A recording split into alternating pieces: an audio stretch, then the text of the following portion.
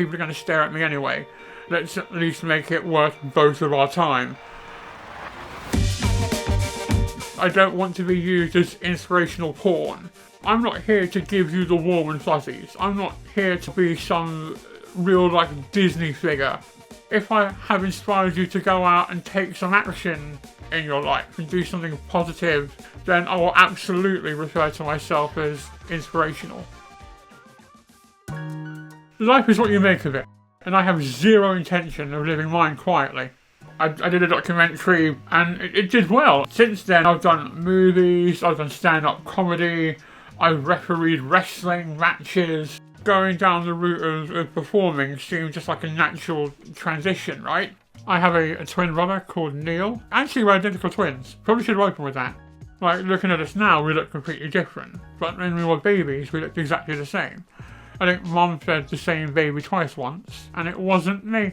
Out of myself and Neil, I am half an hour older, and it might well be the most important half an hour, not just in my life, but in human history. So we have the same condition called neurofibromatosis type 1, but it affects us both differently. He has short-term memory loss and epilepsy.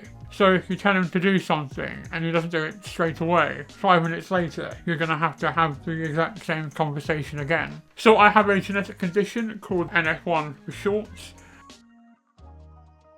What it's characterised by is non-cancerous growths anywhere on the central nervous system called fibromas. Genes come in pairs, and we both share the same primary NF1 mutation. But it's when the second copy goes wrong that you get tumours. So when all this first started, it was just a small bump on my forehead. I was messing about in my room as a 5-year-old, and I sort of banged my head on a windowsill. And then screamed, parents came in, checked the windowsill, checked the child, because priorities. And then, because I'm a fast learner, I did the same thing again, 2 weeks later. And that's when we started asking more questions and going to see doctors. I'm completely blind in this eye, have been for, going on 20 years. Even if they did tighten the eyelids, it still wouldn't work, because the nerves at the back are just completely crushed. And in this eye, I got scarring on the front of the cornea and loads of fibromas around it, which makes opening and closing it rather problematic. I got a slight hearing loss in this ear, and everything around here makes breathing not difficult, but I'm going to be really careful and keep an eye on it. I've had 38 surgeries on my face so far, 39 is currently being discussed and booked in, and I'm probably going to have a party for the 40th. It seems like a very crass Adam Pearson thing to do. I've already planned it, already invited my surgeon, who's well up for it. I've had the same surgeon for quite a while now. He's not done all 38, but he's done well over half of them. Simon Eccles at Chelsea Westminster. I think if you could just debulk that a bit and just support it a bit more at the side, that would be better. A good friend of mine, trust him implicitly, and I have a hard and fast rule that if someone's cutting your face open on the regular, you should at least be able to tolerate them and know their name. I got bullied quite a lot at secondary school. I was in the position where I was a lot smarter and a lot wittier than the people who were calling me names and giving me aggro. I'd be blowing people up in the playground, left, right and centre, and then I'd be the one who got in trouble. And so I thought I'd change my mindset. I'd put out good energy and see if that would change anything. And it made a real impact in my adolescent life. When I made the Horizon documentary, I got to go to Vietnam.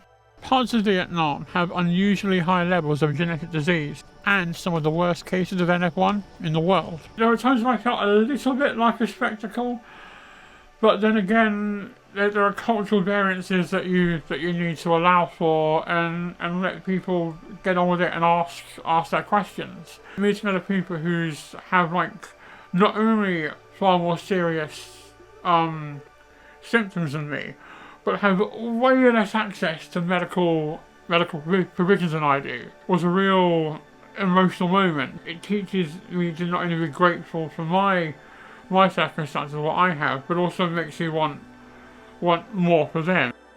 My mantra for 2021 is anytime there's an opportunity to educate someone on disability or have an important conversation, have it. If there's a moment where you're not certain what you should be doing in your life or what difference you can make, I think there's 3 things that you can ask yourself, and it's what do I like, what am I good at, and what pisses me off. And when all 3 of those things line up, that's when you can make a real difference in the world around you. And it's almost like it sounds utterly grandiose and cliche, but you become a voice for the voiceless, wanting to make the world a fairer, better, more equal place for people with disabilities, to get to a point where someone like me can walk into a pub, have a pint, and no one stares, gets out their camera phone, or makes shitty comments. My biggest gripe by far when you deal with organisations in the disability space is the talk hardly ever matches the walk. When we could just be finding and hiring disabled talent. Prior to lockdown, a lot of disabled people were excluded from the workplace based on the hypothesis that remote working isn't possible. So on March 23rd last year, when lockdown kicked in and non-disabled people needed to work remotely, oh how quickly it became possible. If we come out of the past year and however long with the exact same mindset that we went into it with, that is an abject failure for humanity. If I was to sit down with younger Adam and give him some advice, first of all I'd tell him it all winds up okay. High school's dumb. None of this truly matters. You're gonna go to uni, maybe drink a bit less for the first year. Don't be ashamed of who you are. And if you wear your identity like armour, no one can ever hurt you.